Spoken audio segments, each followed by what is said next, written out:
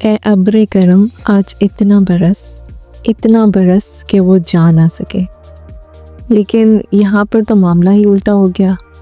अभी 2 दिन पहले जो स्नो स्टॉर्म आया उसने तो हमारे घर के सारे रास्ते ही बंद कर दिए, तो हम तो कहीं आने जाने के काबिल ही नहीं रहे। कनाडा के विंटर के बारे में हम बहुत कुछ सुनते आए हैं, लेकिन बहुत सी ऐसी चीज़ें हैं जो सिर्फ एक्सपीरियंस से समझ आती हैं। जब हम यहाँ नए आए तो हमें लगता था कि विंटर बस सिर्फ कोल्ड होता है, स्नो होती है और बस। लेकिन आहिस्ता आहिस्ता रियलाइज़ हुआ कि विंटर यहाँ सिर्फ एक मौसम नहीं है, ये एक रूटीन है, डिसिप्लिन है और पूरा माइंडसेट चेंज है।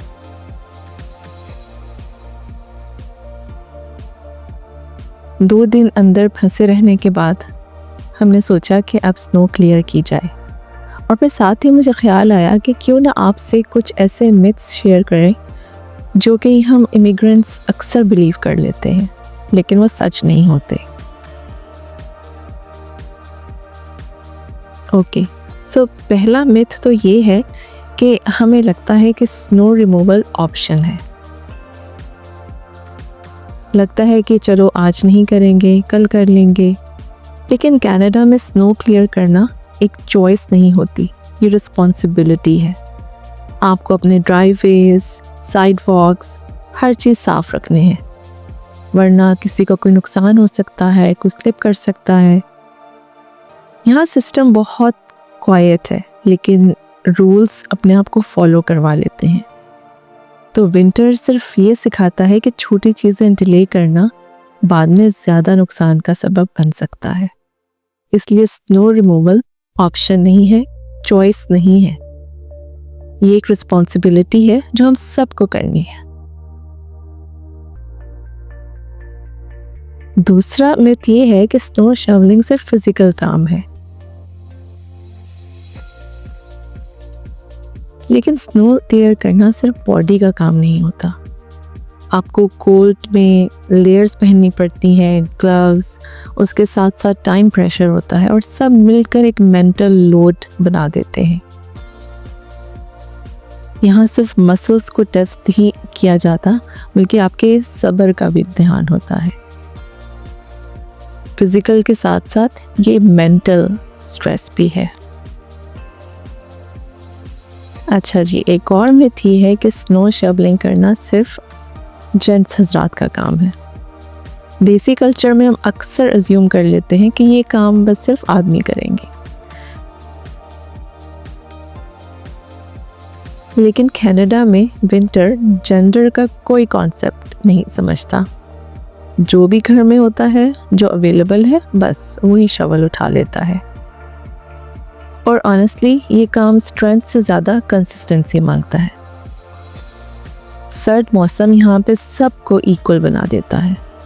अगर सुबह का टाइम बिजी है और घर के हजरात को जॉब पर जाना है और आपका डे ऑफ है, तो कोई और चॉइस नहीं है। आपको ही गाड़ी भी साफ़ करनी है, ड्राइववे भी साफ़ करना है और सबके निकलने का रास्ता भी बनाना है।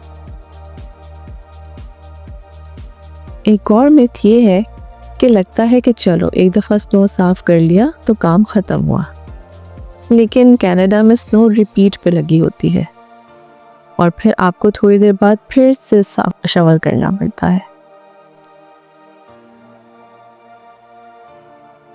यहाँ कंसिस्टेंसी ज़्यादा मैटर करती है परफेक्शन से, और ये लेसन सिर्फ स्नो तक लिमिटेड नहीं रहता।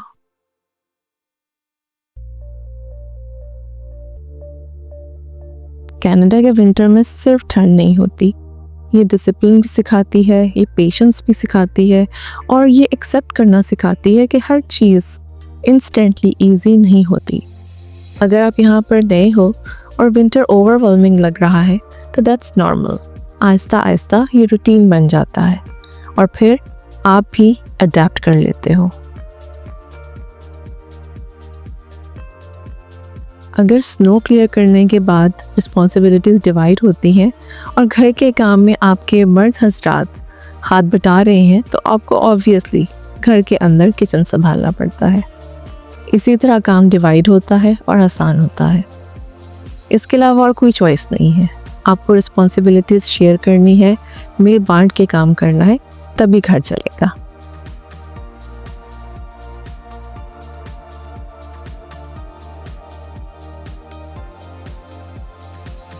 स्नोस्टॉर्म के बाद का दिन बहुत ही ज़्यादा थका देने वाला था और मौके के हिसाब से मेरे बेटा का बर्थडे था, तो हम टर्किश रेस्टोरेंट आ गए।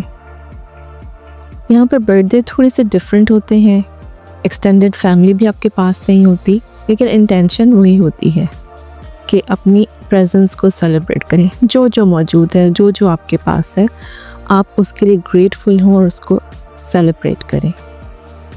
सो एक डिफरेंट कल्चर का खाना, एक नई जगह और ये रियलाइजेशन कि हम आहिस्ता आहिस्ता यहाँ पर अपनी मेमोरीज़ खुद बना रहे हैं।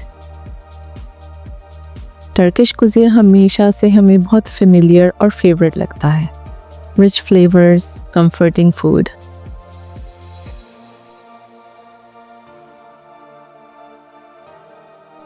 अक्सर औकात हम इमिग्रेंट्स के लिए खाना भी कंफर्ट का सबब बन जाता है। आपको यहाँ पर उदासी है, बैक होम याद आ रहा है, तो आप वहाँ का अच्छा सा खाना बनाकर खाएं या कहीं से जाकर खाएं, तो आपको बहुत कंफर्ट होता है। सो आज का दिन एक स्नो रिमूवल, हेक्टिक डे, थोड़ा सा किचन का काम और एक सिंपल बर्थडे डिनर, ये सब देखने में बहुत ऑर्डिनरी है, लेकिन मेरे लिए यही कनाडा की लाइफ है। क्वाइट, स्ट्रक्चर्ड और आहिस्ता आहिस्ता मीनिंगफुल होती हुई।